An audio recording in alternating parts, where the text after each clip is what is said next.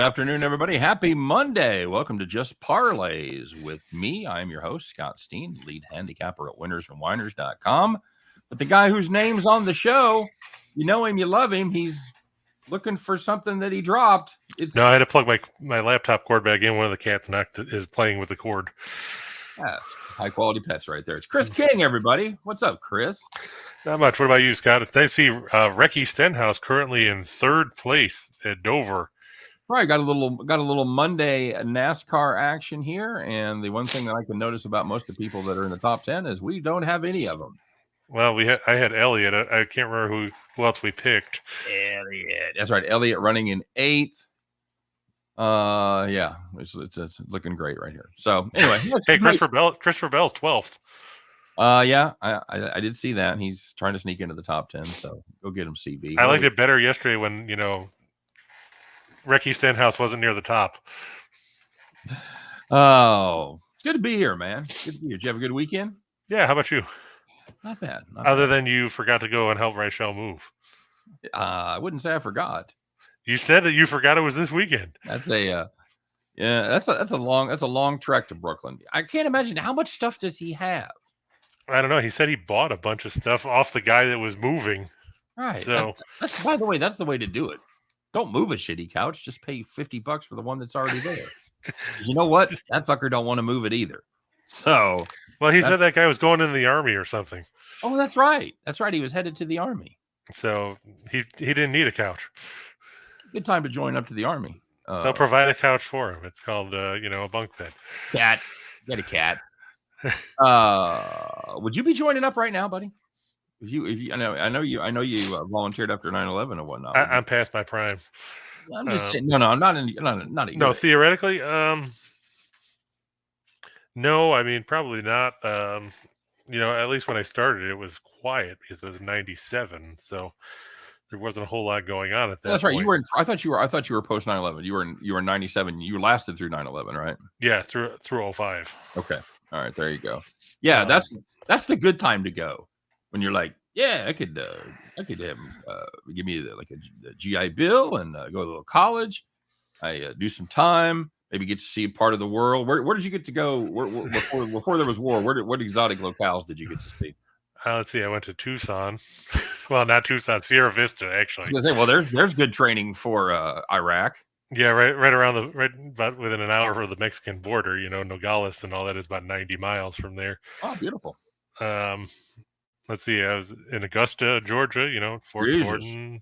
Been there. Saw Augusta National from the street.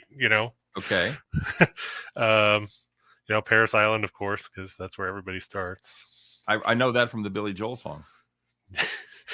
Camp Pendleton. That's out in California. Okay. No, that's a beautiful place out there, just north of San Diego. 29 Palms. That's further up. Been there. Missed a chance. We were going to go to be deployed to Italy, and then they changed it at the last minute and sent us somewhere else. Where'd you go instead? Afghanistan. Well, that is a definite downgrade there. Yeah, because if we had gone to Italy, you were going to be on for 24 hours, and you would have been off for 48. So you would have had time to go and see stuff and do stuff. But the best laid plans of mice and men and all that stuff. I'm calling my travel agent at that point. Going, I don't know. I don't know who thought this was a comparable destination, but I'm going to need a vast refund. So yeah, and frequent flyer miles or something. Absolutely. So, hey, how'd your weekend go? Did you hit some parlays, buddy? Yeah, we had a couple smaller ones. There were every time we had a good one going, somebody would screw it up. Like yesterday, I think it was who was it? The not the Mets because they actually won. Mm-hmm. Let me look at my list. The Angels tried to blow one because they were up.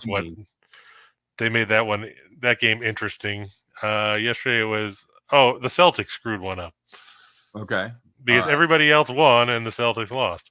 Yeah, that was a lot of people thought that defense would clamp down a little bit more on Milwaukee than they actually did. So Michael Doe's checking in. What's up, Michael? Happy Monday. Hope great week for you.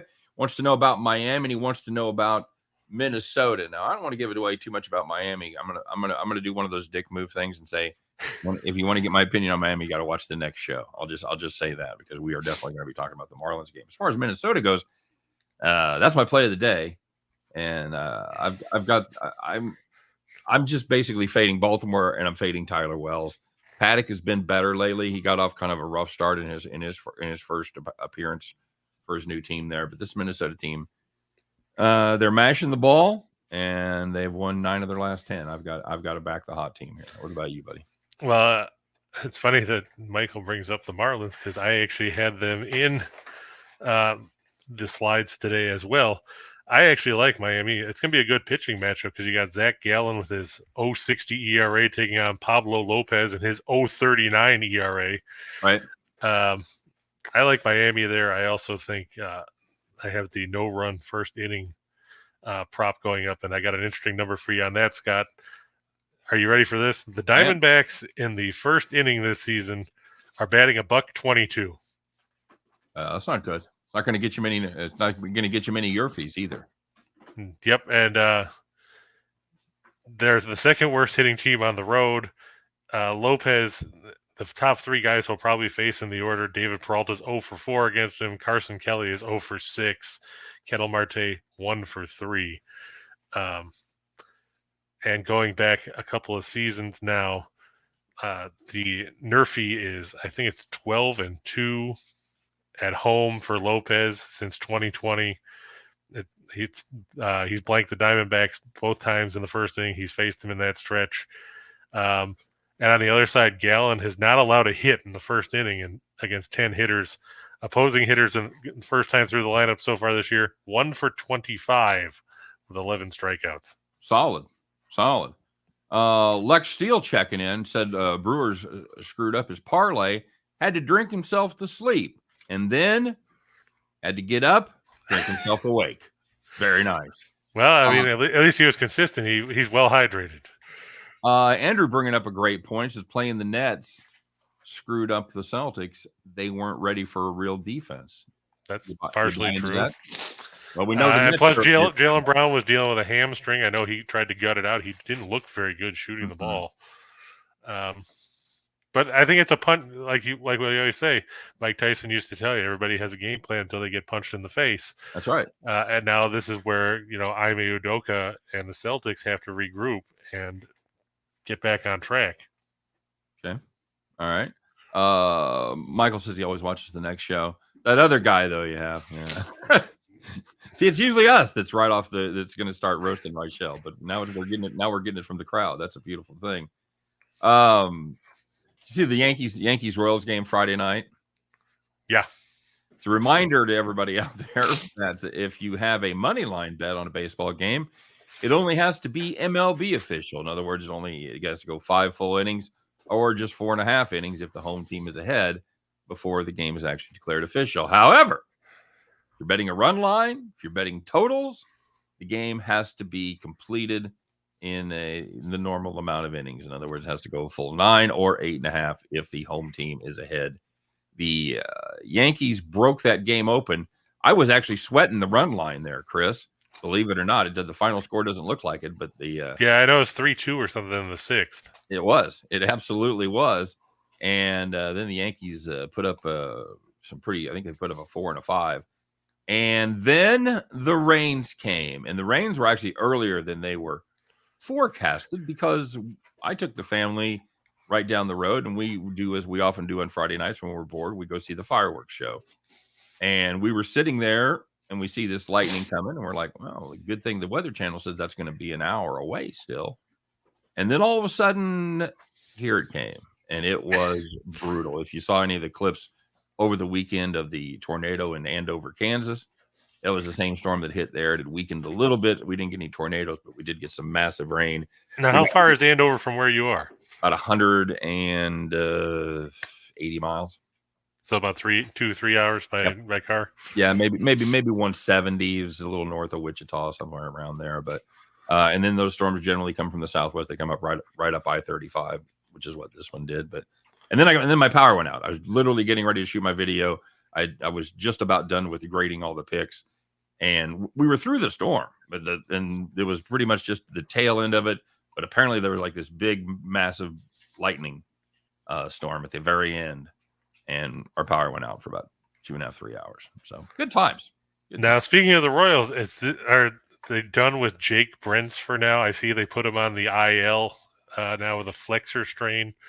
Can we write him off as being a useful pitcher this season with his 0-3 record and his ERA of 23.63 and his WHIP of 3.938? Well, again, and I'm not going to, it's tough to defend somebody with those numbers, but if you look at last year, very effective left-hander out of the bullpen, got off to a decent start this year. So I got to think the injury played a big part of that.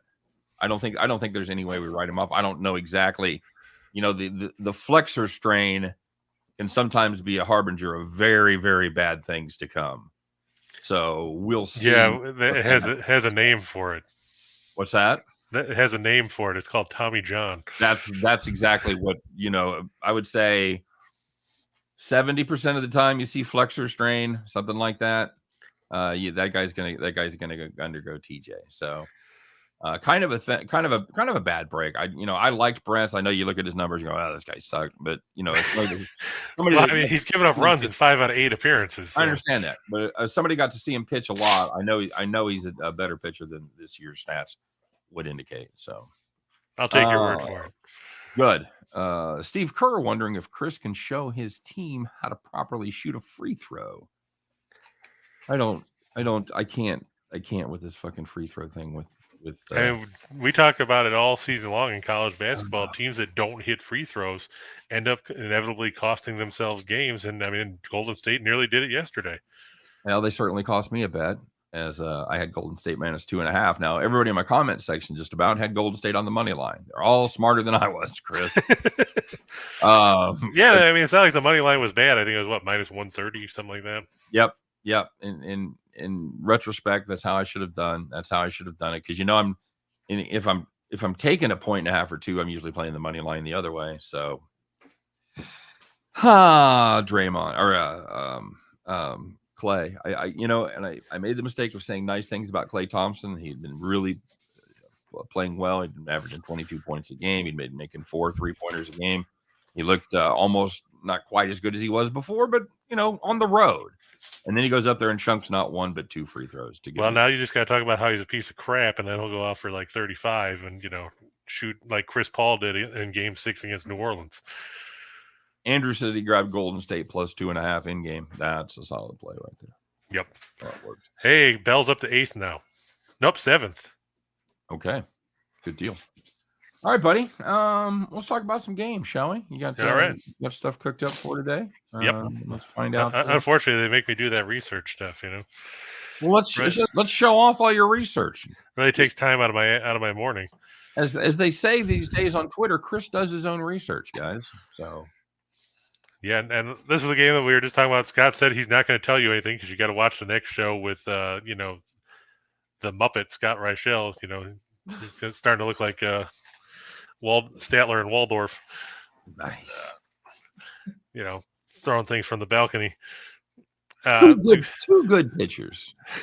Yeah, it's surprising because when you think about these guys, you don't necessarily think that they're going to be good. But Gallen's pitched twice against the Mets, we said.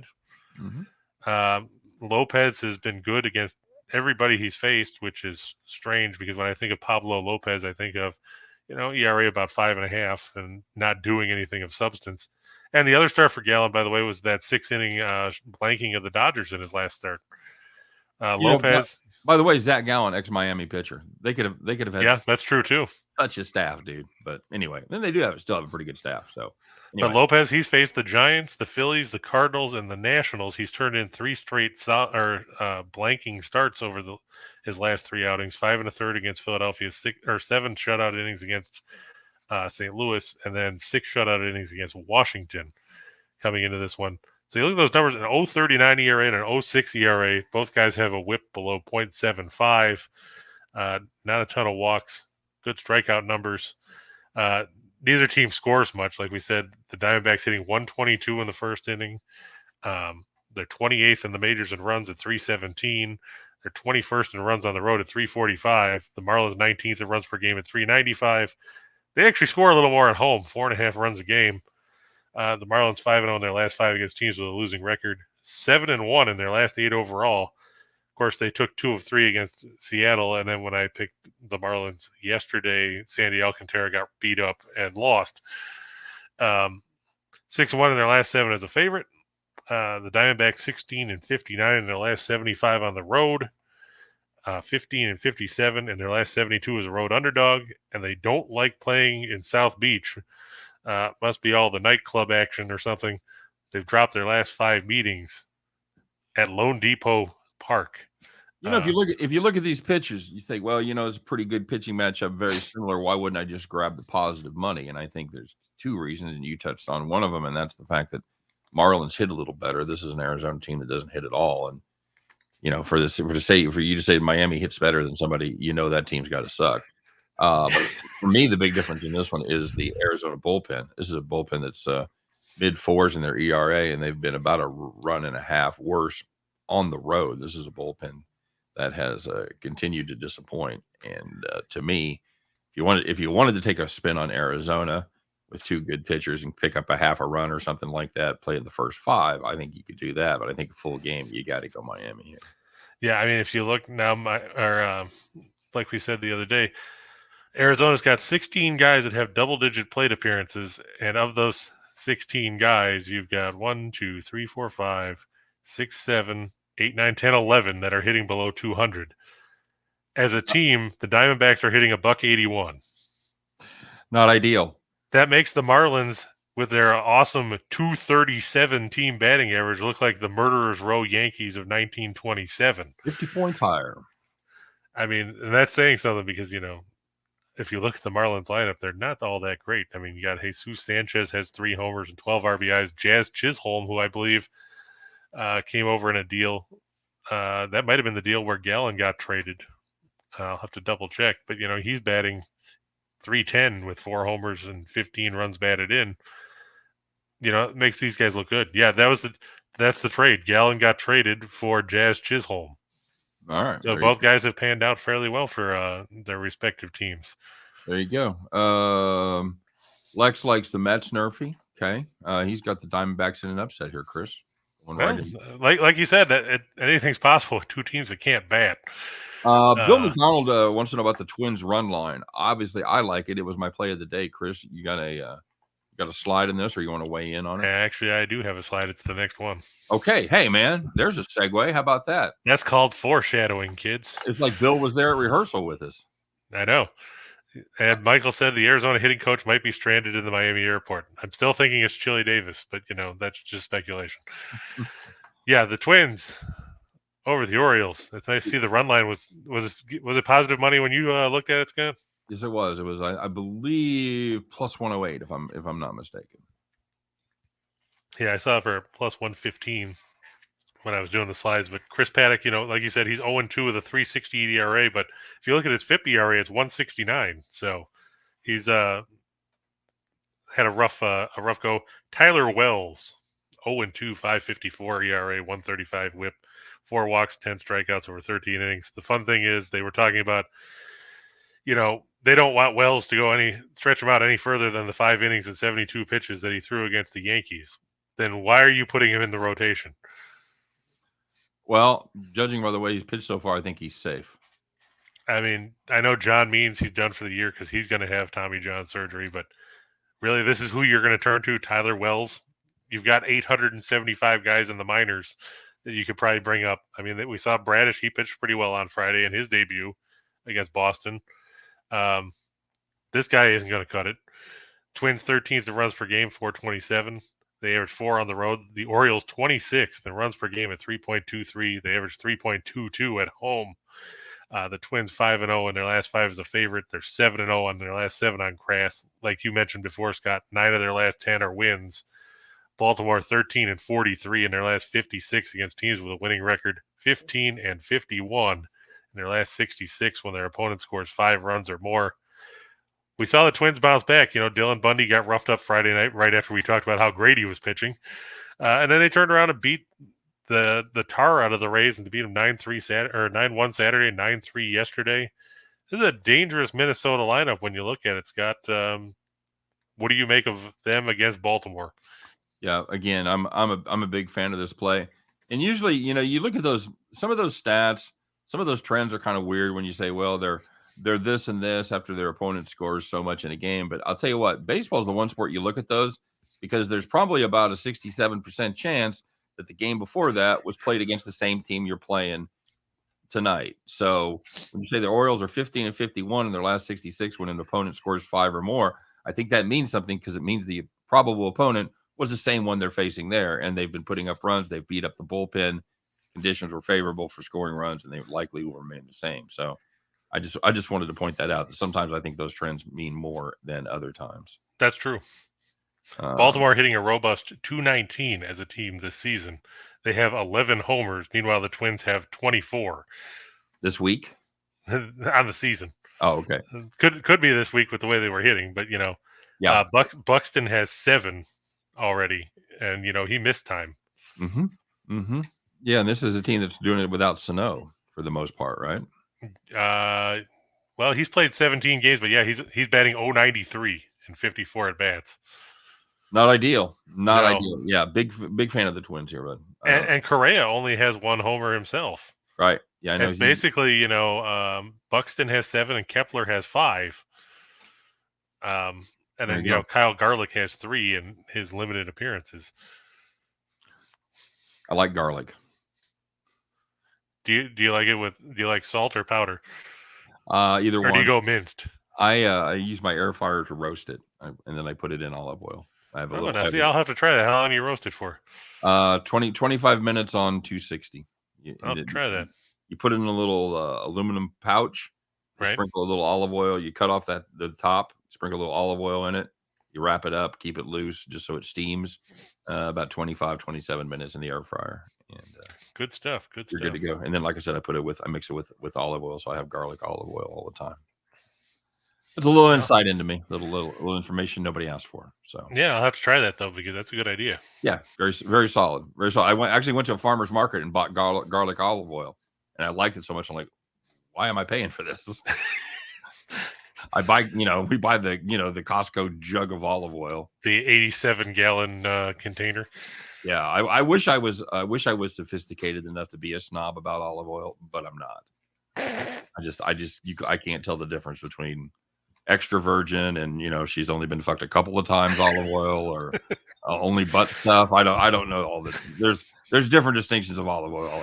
Obviously I don't know all of them, but AJS, is there still snow up there? I haven't talked to my parents this weekend, but I know they had snow at the end of last week back home in Buffalo. Yeah, beautiful. So we take the Twins, we take the Marlins here. Asking about the Yankees. Is that the next slide? Nope. Damn it. I'm not sold. I know the Yankees are scoring a lot of runs, but I mean, they're going to Toronto.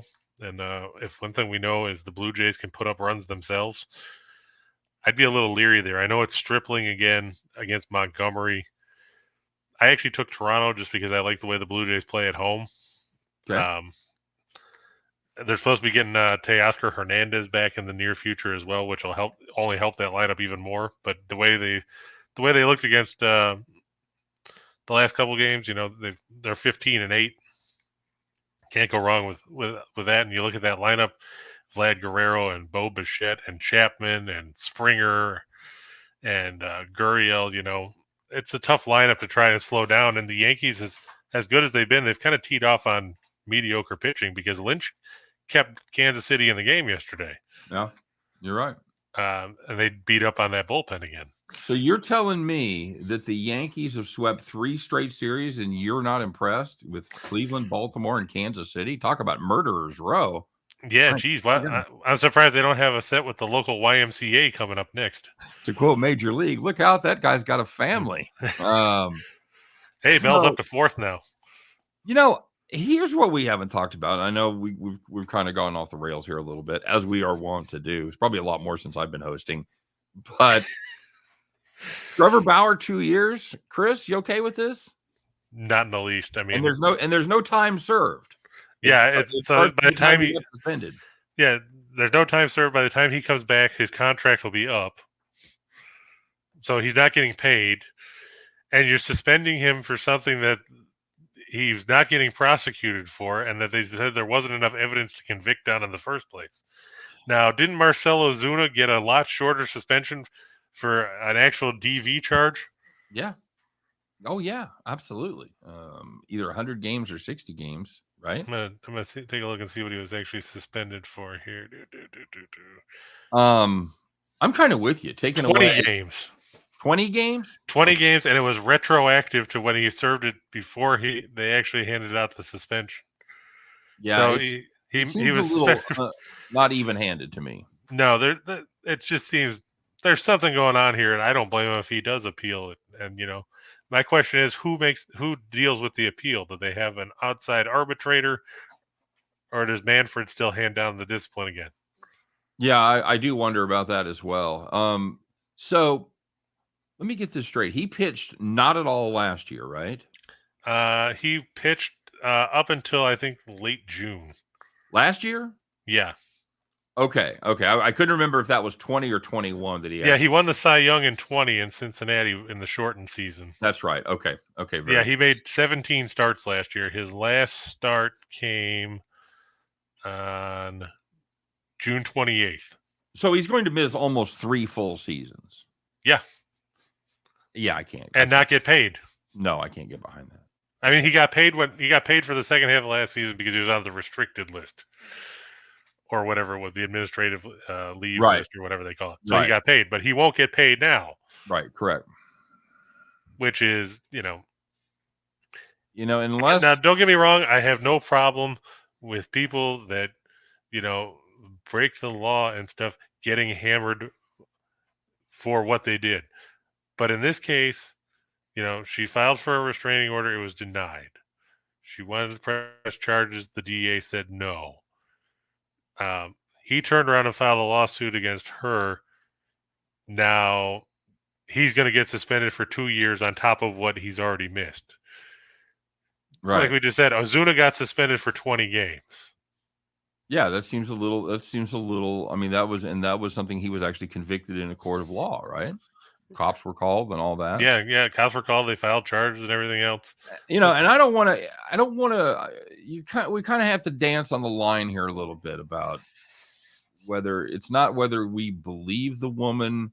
It's not anything like that. It's just I want MLB to be even-handed with their discipline. You want to say that everybody that commits domestic violence should be suspended for 2 years? All right, that's a conversation I'm willing to have. But if you want to tell me that some guys should be suspended for 20 games and some guys should be suspended for 2 years, I think it's the inconsistency that riles me up more than anything else. That's what I have the beef with. I don't really want to get into the weeds of he said, she said, and this truly does come down to a he said, she said, because it's one of the weird things where they both admit violence happened. It's all about the context. And again, I don't want to turn into Dr. Drew or Sex Talk with Dr. Laura. If you're interested in all the details about how it happened and everything, there's plenty of stories and you can read about it. Most of you probably already know. But I mean, if you look, the longest suspension that there was last year when Sam Dyson, who was pitching for the Twins, was suspended for the entire year after violating the off-field personal conduct policy regarding a domestic violence case that took place in 2019. Now, they suspended him for the whole year. That's still 1 year. Right. As opposed to, like you said, it's going to be close to 3 seasons that he's going to be sitting out at this point. Right. I mean, that's just, I don't know. There's something going on there. Be consistent. I mean, maybe MLB's way ahead of this. Maybe they've got information that something is still to come. Maybe they've talked to other women. I don't know. Maybe this will still be justified, and we'll look back and go, okay, well, now I understand why they did it. But right now, it looks a little. I mean, the way it looks in front of you right now, exactly, with the information that is out there, right? It seems like it's a little correct, a little steep. All right, before we go back real quick, Bill McDonald asking about James Harden under props. So this basically comes down whether you believe in him or not, is what you're saying there. Either you think he's going to step up because he has to, but does he? Does he have the ability to do it? I mean, he's pretty much going to have to, isn't he? That's the way I look at it. I would be reluctant if you think he's washed. If you don't think he has the ability anymore to do it, I think you can get some great numbers out there because those numbers are going to be inflated because Embiid's out. But if you think he's still got the skills, or you think that he will be able to step up, then I would tread lightly. That's what I'm saying. I always tread lightly when it comes to Harden because you don't know how motivated he's going to be. We saw it in Houston when he was there. He'd loaf on defense. He'd take bad shots. He'd get frustrated. Box of chocolates is what he is. So this one tastes like toothpaste. Bill, I will say good luck. I would be a little reluctant to take unders unless you are convinced yourself that James Harden is done. I'm not convinced. Some people are. So that all comes down to what your opinion is on that. And I think you're going to see a lot more of Maxey and Harris. And they might go to a small ball lineup where George Niang plays center and try and spread the floor. You see guys like Seth Curry out there. So Harden might not get as much volume as you might expect because they're going to try to spread the ball around and make Miami adjust defensively because Adebayo, as good of a defender as he is, it's kind of like what Dallas did with Rudy Gobert when they went with the small ball lineups. Is you're trying to get a guy who's 7'1", whatever, to get out there and challenge a perimeter shooter, right? While at the same time trying to defend the lane from giving up easy buckets in the paint. And it's a tough battle. Yep, it really is. All right. What you got next, buddy? Now we'll go to the NHL because it's playoff time, Scott. Playoffs, baby. Already. Seems like just yesterday the season started. I know. And I'm going to go with the St. Louis Blues on the road in Game 1 against the Minnesota Wild. The Blues 49-22-11 in the regular season. The Wild 53-22-7. But you can throw those records out the window now when you go to the playoffs. The Blues won all 3 meetings in the regular season. They've gone 9-0-1 in the last 10 net clashes between these two teams. It's going to be Ville Husso, 25-7-6 with a 256 goals against a 919 save percentage and 2 shutouts against the veteran goaltender Marc-Andre Fleury. This is what Minnesota went and traded a second rounder to Chicago for, was to help their goaltending. Fleury 28-23-5 with a 290 goals against a 908 save percentage and 4 shutouts. But you look at Fleury's numbers after coming over from the dismal team that was Chicago. And he was good for the Wild down the stretch. Posted a record of 9-2 with a 910 save percentage and a 274 goals against in 11 starts with the Wild. The tough part is here, Minnesota, they haven't been able to solve the Blues. They lost to them in the playoffs last year. They struggled this season in the regular season. St. Louis 3rd in goals for. Minnesota's 5th in goals for. The Blues 11th goals against. Minnesota in the middle of the pack at 16th. The Blues 7-1 in their last 8 on the road. 5-1 in their last 6 against the Central Division. 12-3 in their last 15 overall. Minnesota, no likey the playoffs. 2-9 in their last 11 playoff games as a favorite. 1-5 in their last 6 games in the conference quarterfinals. And the Blues have taken 13 of the last 16 meetings between these teams. The Blues are a slight underdog, mainly because they're playing on the road, but they've beaten Minnesota here already twice this season. I'm going to take the Blues in a mild upset in Game 1 to set the tone for this series, which is probably going to go 6 or 7 games. Okay. Anything you have to say about that? Or I like that price. I like getting the Blues at plus money. That's what I will say about that. I think this is I think it's a coin flip at best, and I'll take plus money in a coin flip every time. There you go, folks. He's not the best color man in hockey for nothing. Well, what do you want me to say? I mean, you just laid out 17 bullet points. Anything you want to add? No, fuck. I guess we could talk about the Blues historically through the 70s, but no, you pretty much covered everything. Well, you can talk about Bernie Federko. Yeah, no, I'm good. Thanks. What's wrong with Bernie Federko? No, there's nothing wrong with Bernie Federko. I actually saw him play in the aforementioned Checker Dome. Cody, as you see, we like the Blues. Just talked about it. No problem.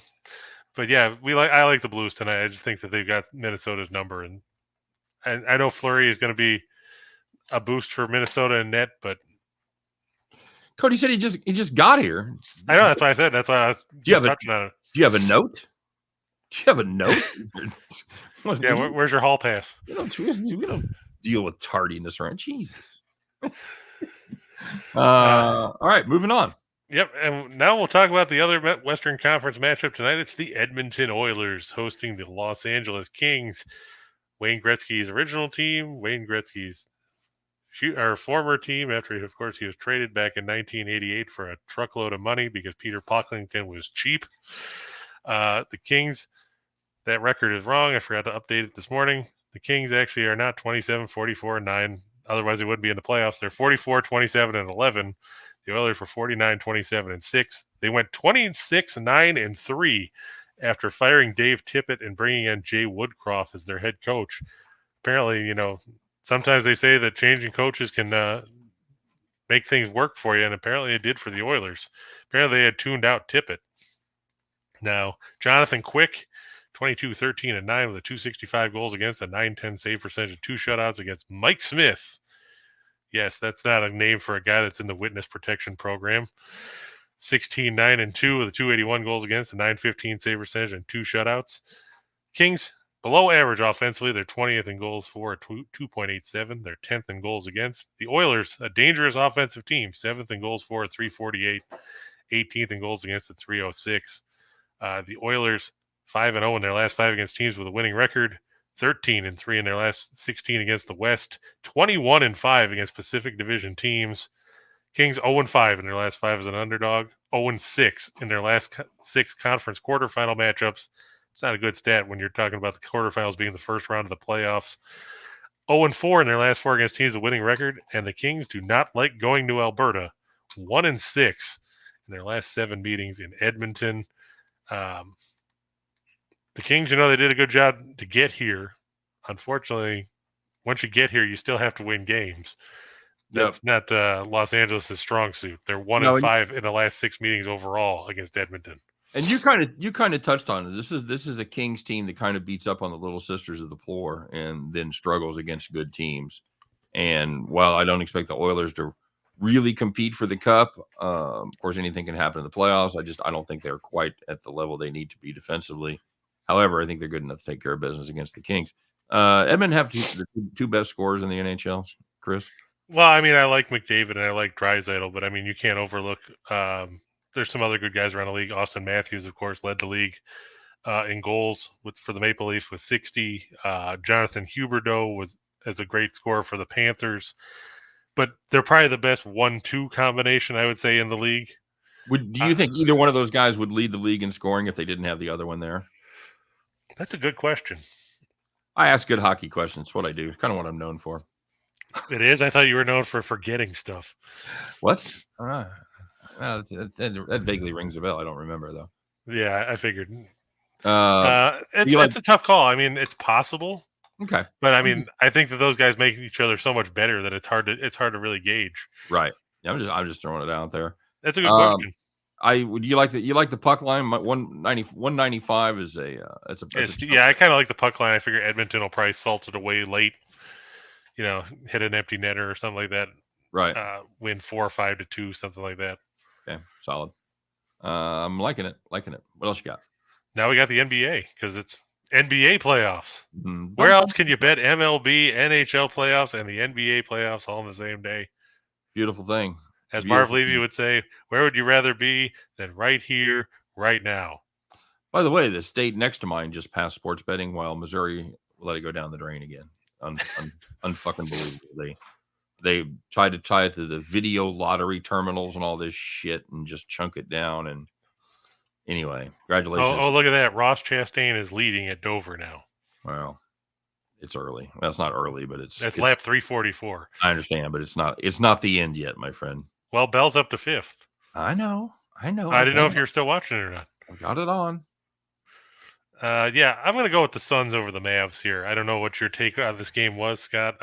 Suns won all 3 meetings this season. They've won 9 straight against the Mavs.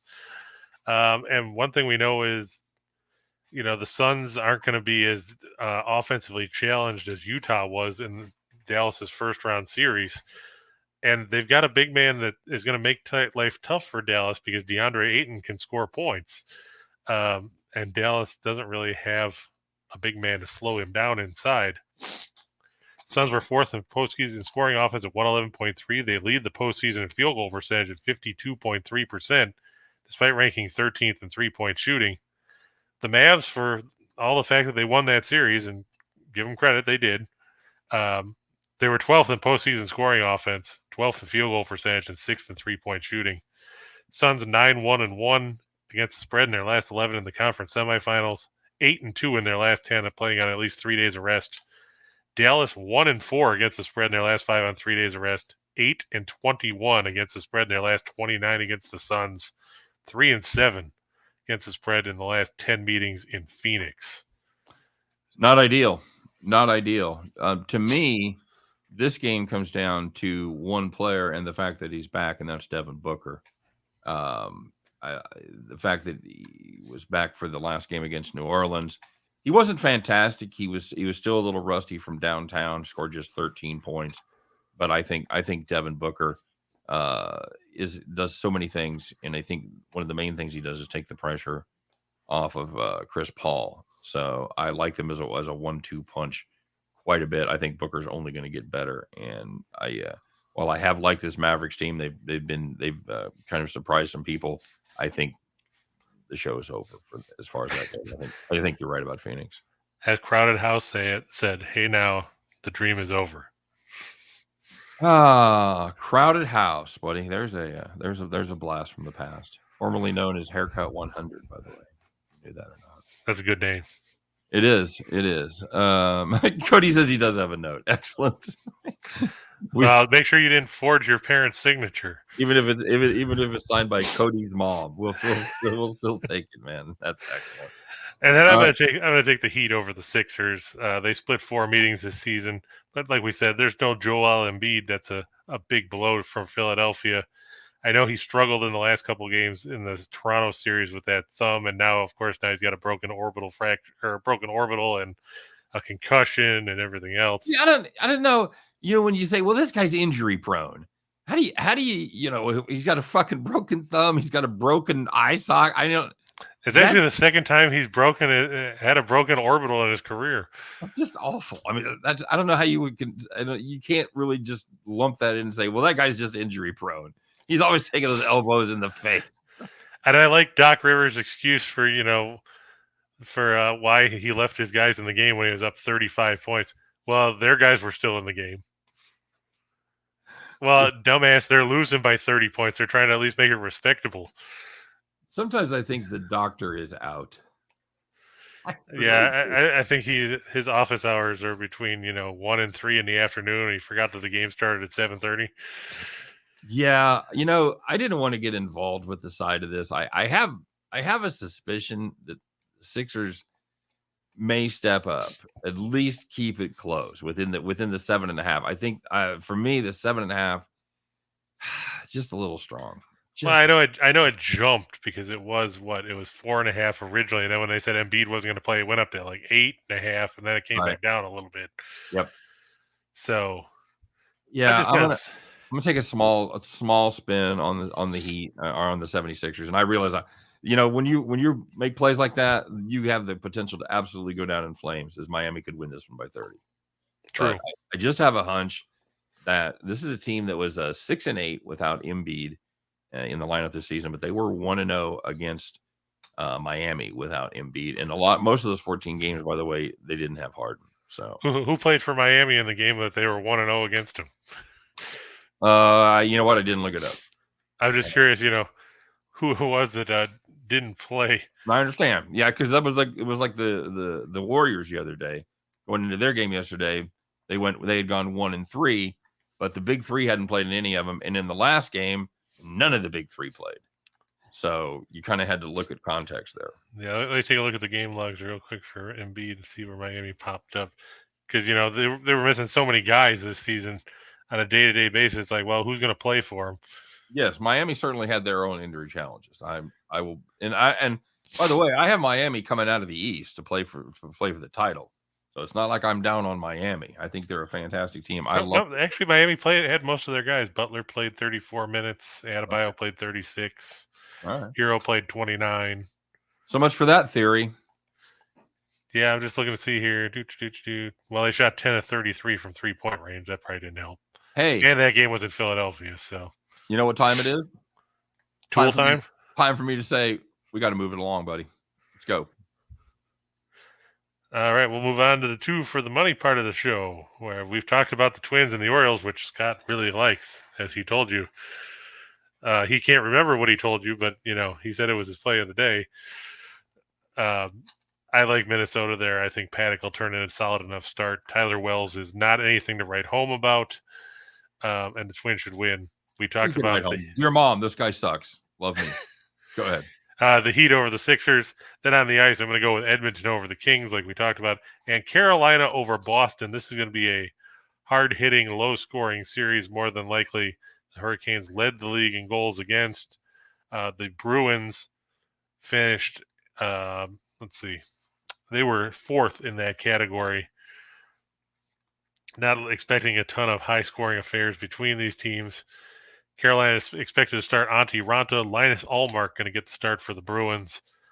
I didn't like Linus Ullmark when he was in Buffalo. I don't like him anymore that he's in Boston. And you have to be concerned whether the Bruins can get enough offense from guys that aren't named Patrice Bergeron, David Pastrnak, and Brad Marchand. I'm going to take the Hurricanes at home in that one to get the win. As you see, it's a thin money line there. Yep. The puck line, they're basically valuing Boston to keep it as a 1-goal game. Okay. And now we go to the 4 for the show part of the show. I'm going to go with the Marlins over the Diamondbacks. We talked about that. I also have the Nerfy in there, so keep an eye on that one too. Solid. Yep. The Red Sox. Oh, it's not the Red Sox over the Orioles. Hold on. Where's my screen here? It's actually I actually had the Mets in that spot. It just didn't copy when I saved it. The Mets minus 115 over the Braves. Stupid thing. I saved it and then it glitched and I thought it saved again and it didn't. But Chris Bassett going against Max Fried. Do you have anything on that one, Scott? Max Fried hasn't quite got off to the start that everybody was hoping for. I'm hoping for Atlanta's sake that it is just a temporary situation. Pitched better lately, right? If I'm not mistaken, didn't he kind of let me see. Shit the bed early? Let me look at Fried starts here. Yeah, he turned in 7 shutout innings against the Dodgers, and then he gave up 1 run on 4 hits over 6 innings against the Cubs. That's exactly what I was thinking. He gave up 8 runs in his first 11 innings and has given up just 1 in his last 13. So I think Fried's maybe rediscovered a little something. And you got to remember these guys had a shorter spring than usual. So the first start of the season would have usually been their last start of the spring. So I give everybody kind of a pass as far as getting off to a slow start. We see a lot of that for a fair amount of pitchers. I like I tell you what, I do like picking up the value there with Atlanta at plus 100. Mets playing really good baseball right now, and I know that Bassett's pitched well so far. I think again this is close to an even game.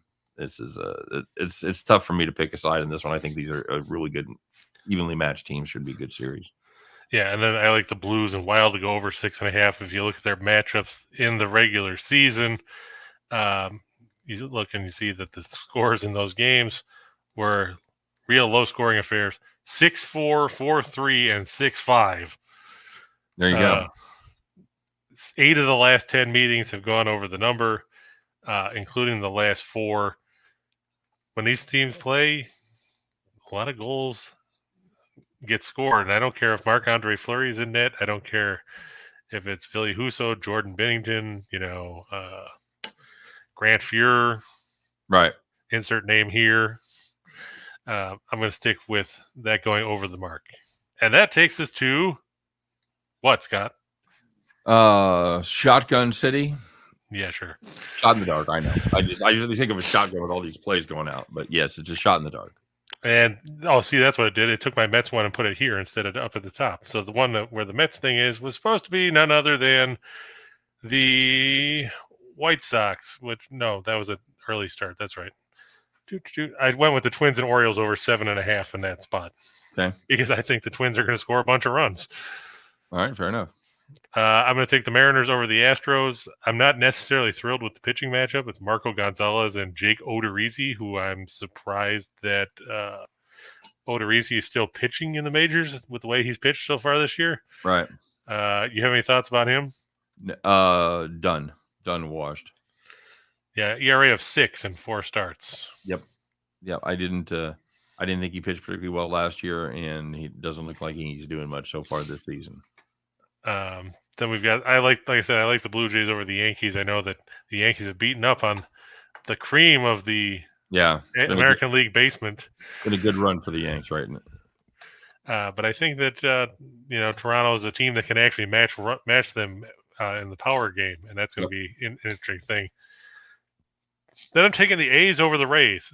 Scott, do you have anything about that? It's Drew Rasmussen and Dalton Jeffries.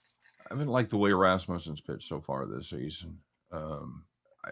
You kind of have to start asking yourself, what the hell's wrong with the Rays? As they are just kind of treading water there, not really off to the kind of start that everybody thought they would be.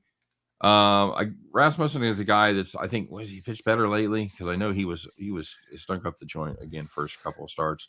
Let me see his last couple outings. Yeah, I got Rasmussen, 3 innings and no decision against the Cubs, 2 runs on 4 hits. Then he threw 6 shutout innings over Seattle. Yep, that was the start I was thinking of. So he was kind of below average before that. Had a nice start last time out. Yeah, Jeffrey struggled in his last start, but he faced the Giants. Right. Yeah, and I know I faded Jeffries to my demise a couple of times this season. So did I. Not necessarily a good thing, but I have to believe in the better team here, right? I mean, you don't have to do anything but die and pay taxes. You know what? Give me a value play on the A's. Tampa Bay on the road, sure. So I'm guessing that wasn't on your list of top picks for the day. No, it's not something I'm going to be standing in line at the window to play. But you know what? Give me the value. I think plus 145 is a decent price. I'm going to take the Heat in the first half, minus 4.5 over Philadelphia. I also look for that game to end up under 208.5. I just don't think that these teams are going to score a ton. Especially without Embiid, you're taking a big chunk of offense out. Lightning Toronto? What's that? Lightning in Toronto? Lightning in Toronto, I think it's going to be a high-scoring series. I mean, you look at those teams. You're talking about, the Leafs were second in the league offensively in goals per game behind Florida, who, plays Washington tomorrow. So that'll be a story for a different time. Now a couple games that you don't think will be high-scoring. Yeah. But just to finish up the Toronto thing, meetings this year, first one was 2-1 in November. Then in December, it was 5-3. And the 2 meetings in April were 6-2 and 8-1. So lots of offense in those games. And then finally, Boston, Carolina, I said that's going to be a low-scoring series. And as good as the Oilers are offensively, the Kings are not. I think that game will probably end up 4-2, maybe, and end up under the number. Andrew, if you like NCAA baseball, I know that the Earl brothers there like to spin a lot of college baseball. And there have been a couple people in my comment section that have laid out some really good college baseball plays. I think they put out like 4 plays, and they haven't had a loss yet. So keep an eye on the comment section for my daily video, Andrew, and see if anybody threw a college baseball play out there. So, all right, buddy. Well, good luck. That's a shit ton of plays. So let's go ahead and 10-teamer. And I know you always say these are to mix and match and just kind of throwing out food for thought. Nobody really expects you to play all 10 and then come to the comments tomorrow like your 10-teamer never wins. No shit. Technically, it did win a couple times, but it's kind of what got you your own show. No, you did it. And look, that Andrew is the guy that made the comments on the college baseball. What's that? Andrew's the one who made the comments about college baseball on your video. Oh, put out the good plays? Yeah. Oh, well, okay. Well, we've come full. So make sure you watch for those comments you put out yourself. Well, in fairness, I told you he was good. But yeah, I know Tim and Nick usually do some good stuff with college baseball. I don't know if Allie does or not. I think she just follows Tim and Nick's picks. I believe that is correct. So that's so funny. Andrew's like, I know, dude. It's me. Hey, we got off to a great start here for a Monday, man. Hope you guys do nothing but win today. And Chris, any final thoughts? Obviously, it's always great when the playoffs come around. You know what? I've done no promo today. Don't forget our deal over with our friends at Caesars, guys. I told you the DraftKings thing went away May 1st, so hopefully you guys were able to take advantage of that. But make sure you take advantage of the free bet insurance over at Caesars up to $1,100.